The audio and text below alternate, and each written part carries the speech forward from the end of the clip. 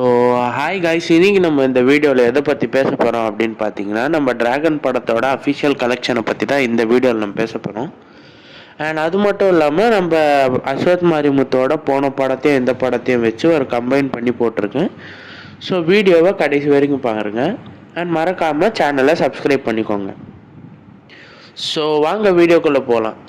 இப்போ பார்த்தீங்கன்னா நம்ம டிராகன் படம் February 21 ரிலீஸ் ஆயிருந்துச்சு. நம்ம நீக் படத்தோட கிளாஸ் விட்டுருந்தாங்க.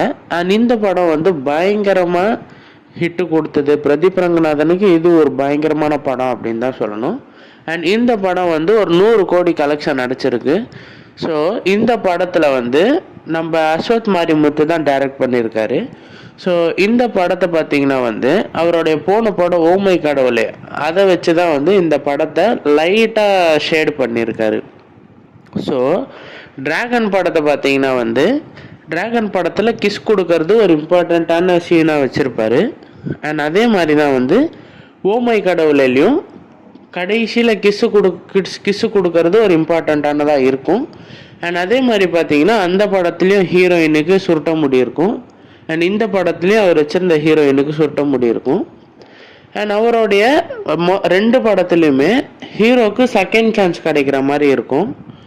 அது கடிச்சும் வேணான்னு சொல்லி திரும்ப பழைய இடத்துக்கே வர மாதிரி இருக்கும். அண்ட் அதே மாதிரி தான் டிராகன் படத்துலையும் செகண்ட் சான்ஸ் கிடைச்சும் வேணான்னு எல்லாத்தையும் தூக்கி போட்டு திரும்ப பழசுக்கே வர மாதிரியும். அண்ட் 2 படத்தை பற்றி சிமிலராக நிறைய விஷயம் இருக்குது. பார்ட் 2 வேணும் அப்படின்னு நினச்சிங்கன்னா கமெண்ட்டில் பார்ட் 2ன்னு கமெண்ட் பண்ணுங்கள். ஸோ அதை பற்றின ஒரு கிளியரான ஃபுல்லான வீடியோ நான் ஒன்று போடுறேன். Thank you guys.